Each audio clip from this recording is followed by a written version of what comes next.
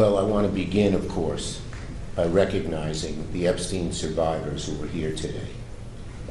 Virginia Giuffre's family, who traveled here because they believe, as I do, that what happened to Virginia and to all the victims here today and throughout the world must finally lead to change.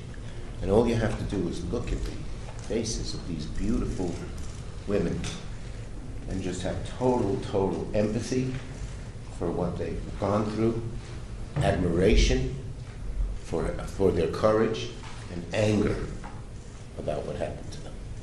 So, thank you. Today, we're here to do something simple and long overdue. Today, I'm introducing Virginia's law, legislation to end statute of limitation barriers that have kept survivors of sexual violence from justice far too long, and to create new legal avenues to pursue justice. Because justice should not expire. Justice should not expire. And because for survivors, healing does not run on a government clock, does it?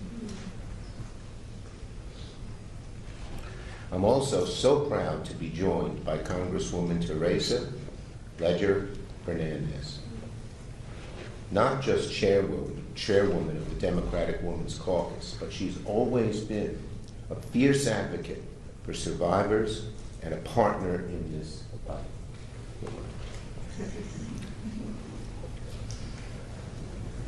She's a champion and a fighter, and that's what a bill like this requires. A fighter who will relentlessly push for the cause of justice. Justice. That's what we demand, justice. And here is World Without Exploitation and Sigrid McCauley, whose work, along with the survivors, helped shape this legislation. We thank her. The bill exists. Why? Why does the bill exist? Because people refuse to accept silence as the end of the story. It's that simple. It cannot be when something this dastardly and this terrible and this heart-wrenching happens. For years, survivors of Epstein's abuse were ignored. They were doubted, they were silenced, they were dismissed. And even when the truth finally came out, even when the world finally listened, too many survivors were still told by the law, it's too late, your justice has expired. Not because the harm wasn't real, not because the abuse didn't happen, but because the system ran out the clock. When they were told, it's too late, your justice has expired, we aimed to change that. And that's what we're trying to do today. When you say the system ran out the clock, tough rocks, too bad, too late, that's not justice. That's a system that protects abusers by waiting survivors out. Our law, Virginia's law, changes that. It allows survivors to seek accountability when they're ready, when they're strong enough, supported enough, able to face the weight of civil litigation. Sometimes it takes years to recuperate from the horror that occurred. Why should the government say, well, we're setting an arbitrary time when you are able to pursue your case? Our law makes clear that abusers and those that enable them cannot escape responsibility by running out the clock. It makes clear that the law will empower survivors to pursue justice, and it recognizes something survivors have always known. Time does not erase harm. Time does not erase harm. Jeffrey Epstein depended on silence and fear, on a system that protected power instead of protecting people. Today we are saying no more. This bill carries Virginia Giuffre's name because she spoke when so many were told not to. And because her story and the story of the survivors standing here today. We salute you again, all of you, for your courage. These nice faces. It shouldn't have happened to you. It shouldn't have happened to you. So, no survivor should ever be told again that the law failed them and that time mattered more than truth.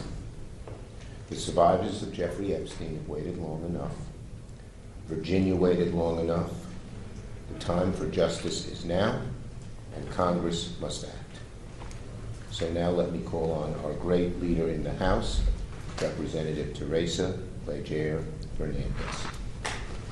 Off you go. Thank you. Thank you so much, Leader Schumer, for your amazing work on this issue, which is not new.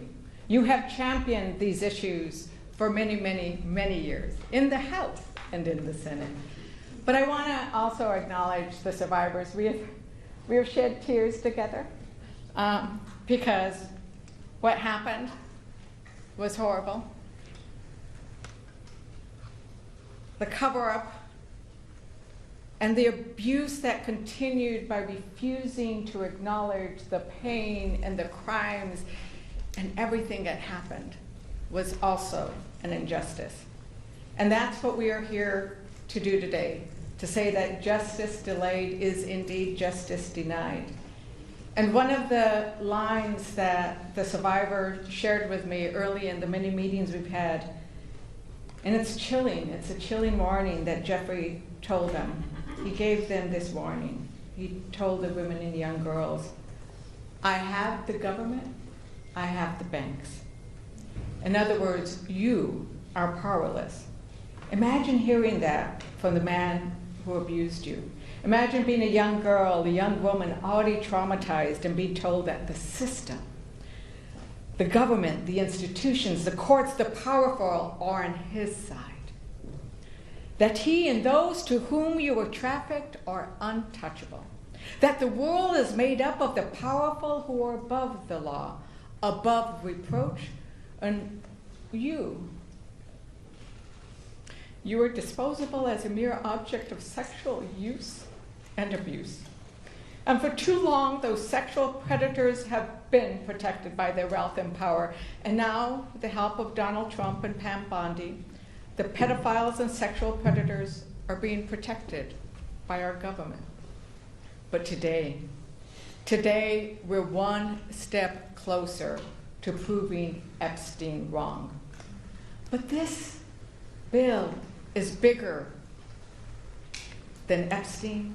It's bigger than the abuse that the victims endured. It takes years for victims of abuse to feel safe enough to come forward. And time should never be a weapon in the abuser's arsenal.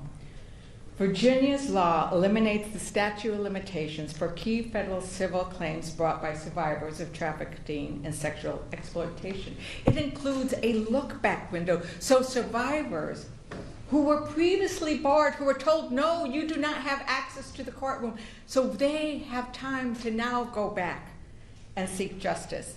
And it clarifies that traffickers cannot escape accountability by committing abuses in another jurisdiction. You don't get to escape prosecution by simply putting predators and victims on a plane to a private island, or a mansion in Florida, or a ranch in New Mexico. Because justice should not depend on a calendar. Justice should not depend on geography, and it should never depend on how powerful your abuser is. To Virginia Giuffre's family, thank you, thank you, thank you for letting us use her name in this law. It's her courage that we are honoring today with Virginia's law. Her courage unlocked the first set of gates that were protecting the rich and powerful.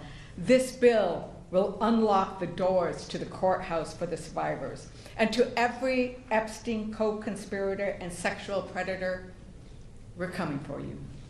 And to Donald Trump and Pam Bondi, how dare you? How dare you use the Department of Justice, a government agency which by its name is intended to bring justice, to use it to prevent justice, to protect yourself and that predatory circle of abusers. And so I join with the senator and with the leader, yes, let's pass this bill. Let's prove Epstein wrong. And now I want to recognize, as I was talking to Sky and Amanda Roberts, we talked about how they couldn't have imagined that this day would come. And we talked about how, yes, it's been a long journey. But before Virginia, there was one of those big arroyos or chasms that you see in New Mexico, right? There was no way to cross it. But what Virginia did was build a bridge.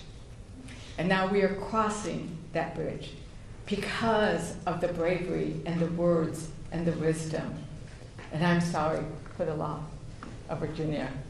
But she has left something so powerful for all victims. And so I now like to recognize Sky and Amanda Roberts.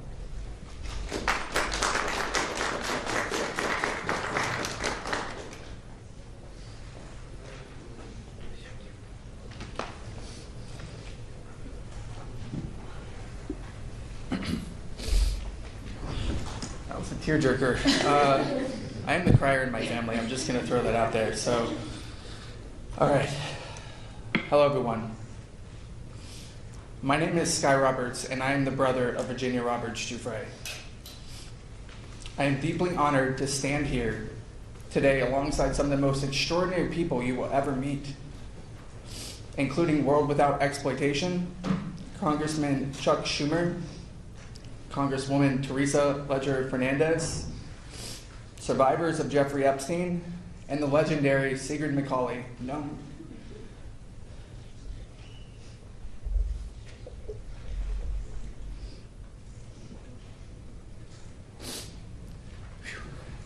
Known to many of us as Siggy.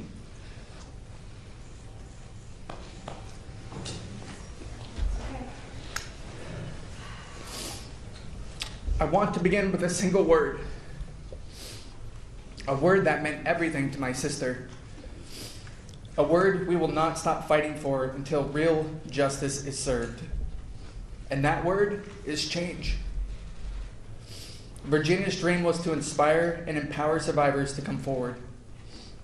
In a world that too often turns away from abuse and pushes it into the shadows, she wanted to bring light. That light is change. Virginia's dream was to inspire and empower survivors to come forward. One of the main missions of her nonprofit, SOAR, was to eliminate the statute of limitations on adult sex trafficking.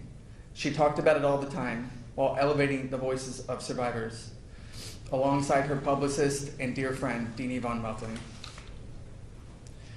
Today, we give Virginia her voice back. We amplify the voices of survivors around the world. Today, we send a clear message to perpetrators everywhere by introducing Virginia's Law. We are introducing Virginia's Law because survivors deserve justice, not expiration dates. Change must mean justice, not someday, not in speeches, not in private settlements, justice in law, justice in court, and justice in the form of consequence. Virginia's Law is more than legislation. It is a change in the truest form. It challenges how we see, how we confront, and how we respond to sexual abuse and sex trafficking, not just in theory, but in reality. We do not take this moment lightly. We are holding an overwhelming mix of grief, loss, and pride. And if our voices shake and our tears fall, it is only because of the depth of our love for our sister. Grief without action is another kind of silence, and Virginia did not survive what she survived just to be silenced again. And with that, I'd like to turn that over to my wife, Amanda.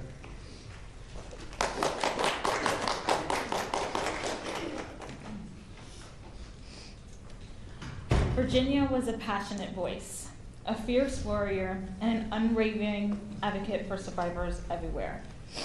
She named what others were afraid to name. She stood up to wealth, status, and power, and she proved that having money does not guarantee exoneration in the eyes of the court. Virginia's purpose was always to create lasting change. Her truth and resilience helped spark a monumental shift in how survivors are seen and heard. But she also knew cultural change is not enough. She saw the legal gaps survivors fall through, and she was determined to close them at the legislative level. Her wish was clear: to reform the statute of limitations. When a child, teenager, or adult experiences sexual abuse, it is a profound violation of both the body, mind, and spirit. The mind often protects itself in the only ways it can, through denial, disassociation, and silence. It can take years, even decades, before the walls of trauma begin to crack, and a victim can truly understand what happened. It takes time to unlearn grooming. It takes time to release the shame that never belonged to them in the first place. Statistically, many survivors do not disclose until around the age of 40. Virginia understood this not as a theory, but as a lived experience. Virginia's law does more than honor her legacy. It protects the future of every survivor. It says legislatively and legally, we see you, we believe you, and what happened to you matters. It says you deserve the right to seek justice, no matter the status, wealth, or power of the person who harmed you, and no matter when the abuse occurred. To every member of Congress, mothers, fathers, sisters, and brothers, we ask you to stand with us, stand with survivors, and say no more. No more silence. No more systems that protect the powerful and deny justice to everyone else. No more laws that treat survivors as though time can erase harm. Pass Virginia's law. Let this be the moment this country chooses accountability over denial, courage over comfort, and justice over obstacles. Page 361, Nobody's Girl. We need to make it easier to punish those who victimize others. Siggy and I want to eliminate laws that limit the period in which survivors can seek justice for their abusers. Virginia put that into writing, and we're here to put that into law.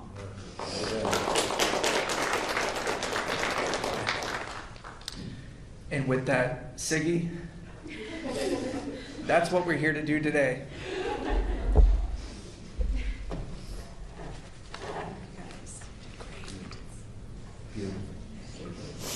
Such courage. Now everybody knows my nickname.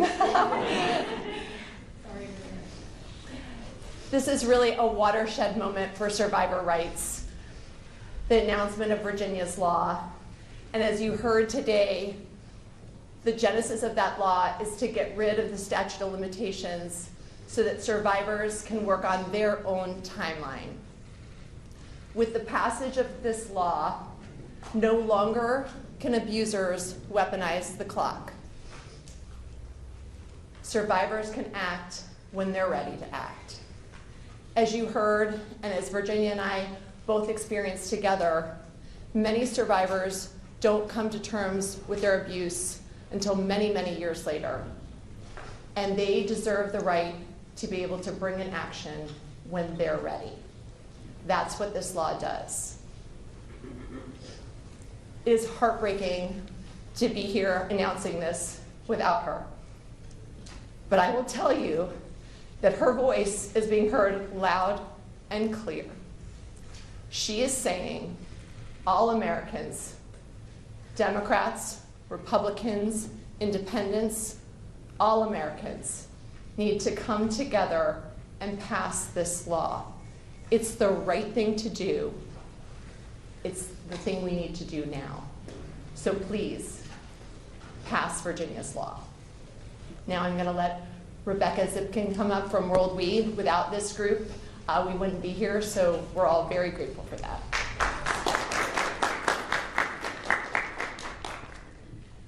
Hello, everyone.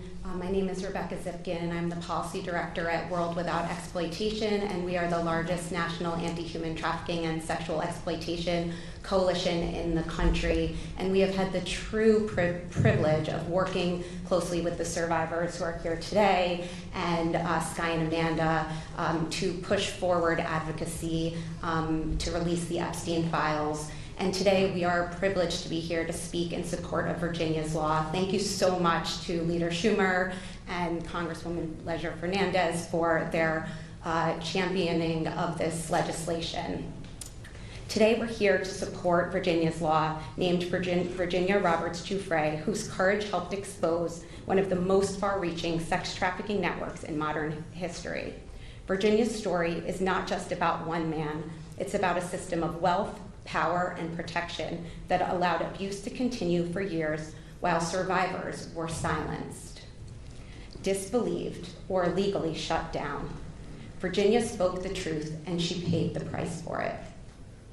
She did so knowing that accountability might never come, not because the abuse didn't happen, but because the law said it was too late. That is why eliminating the statute of limitations for civil claims by adult survivors of sex trafficking is so critical. Trafficking is not a single moment of harm. It is a prolonged, coercive, and deeply traumatizing experience. Survivors often cannot name what happened to them as abuse until years later. They may be threatened, manipulated, financially dependent, or psychologically trapped. Many are children when the abuse begins. Others are groomed into believing they consented when in reality, consent was impossible. The statute of limitations does not account for this reality. Instead, it functions as a legal shield for abusers and the institutions that enabled them. It cuts off accountability before survivors ever had the meaningful chance to come forward. Virginia's law recognizes a simple truth. Healing does not follow a legal deadline. Eliminating the statute of limitations does not guarantee survivors will sue. It simply gives them the choice. It restores agency, and it sends a clear message that time does not erase responsibility. Jeffrey Epstein did not operate alone. He relied on enablers, the men who were the buyers, the exploiters, and the abusers. Many of those individuals and institutions have never been held accountable, not because the facts are unknown, but because the courthouse doors have been closed. When civil claims are barred by time, accountability disappears. Virginia's law changes that. It tells survivors you were not too late, you were harmed, and the law will no longer be used to protect those who harmed you. And it tells the public that justice does not disappear simply because an arbitrary amount of time has passed. Justice is not about convenience, it's about courage. Passing Virginia's law is not about reopening the past, it's about finally confronting it. And we owe survivors, all of the survivors here today, and the thousands around the world, nothing less.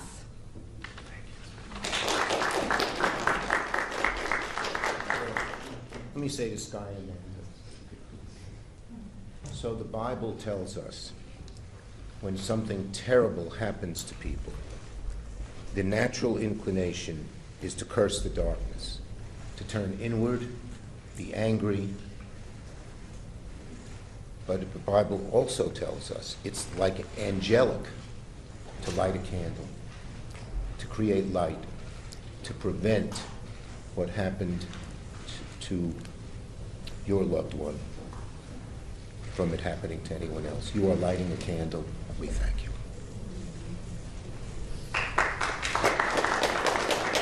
Okay. We'll take questions on this subject. Yes. Thank you very much. Mark Stone from Sky News in the United Kingdom. Thank you for inviting us here. That was a very powerful news conference. I have a question for you, Mr. Roberts, if that's right, and also for you, Senator Schumer. Mr. Roberts, the the photograph of the then Prince Andrew with his arm around your sister has become, certainly in the UK, a defining part of this scandal. Clearly, he is one person who hasn't answered questions here. What is your message to Andrew Mountbatten-Windsor today, please? I think he should show up in front of our Congress and answer questions. I think that he has a lot of questions he needs to answer, and he has been exploited through these files to have inconsistencies in his own messaging. So I want today to be about Virginia's law, to not allowing this to happen again, but to Prince Andrew, former Prince Andrew Mountbatten-Windsor, to be specific, he needs to show up. He needs to show up, and he needs to answer questions in front of our Congress. Thank you, sir. And Senator Schumer, what was your message to... He ought to, same thing as what Sky said. He ought to show up and show up now. Yes. I have a question for you both and the survivors in general. Do you believe that current officials, including Howard Lutnick, the Commerce Secretary, should resign given their proven ties and connections to Epstein? I think we are far behind the UK when it comes to social justice. I think that Sorry, 2 minutes. Okay. I think that we are starting to see a form of social justice here, and this is exactly why Virginia's law is so important, because legislatively it says that they can no longer hide, and that's where we're going to focus, the change that we can create. Yes. Yes. Mr. Leader, I'm wondering when you plan to go down to the Department of Justice to view some of the files and what you plan to look for when you go down. Look, the whole file should be released completely. We got them to agree to let people come down. We have to make an appointment, and a number of my colleagues and I are considering doing that very soon. What are you going to look for when you do? Everything. What's not disclosed, period. Yes. Can you outline how this legislation builds on the bill that President Biden signed a few years ago? Were there shortcomings that this tries to fix? And you also mentioned new avenues for legal action. Can you kick off any of those? Yeah, the bottom line is we want this to be, our law has no loopholes. We don't want any loopholes in this law, because the lawyers for those who did such terrible things will exploit them. That's number one. And number two, we're going to pursue every legal avenue we can. Okay? Thank you, everybody. Do you want to? Yeah. Last answer for Teresa. Yeah, and I think it's really important to recognize that we need to provide protections and an avenue to the courtroom for everybody, whether you were a minor or an adult when you were abused. And we do need to go and see those files. I will be going, I believe, tomorrow morning. But the idea that we have to make an appointment and that they're scrutinizing and that they have failed to disclose under the Epstein Transparency Act half of the files. And when they've done so heavily redacted, protecting the predators and exposing their survivors. So we need to call out those actions by the Department of Justice at all times. We are not going to rest till all the files are released, period. Whatever means we have to pursue. Is that right? Yes, that's right. Thank you, everybody.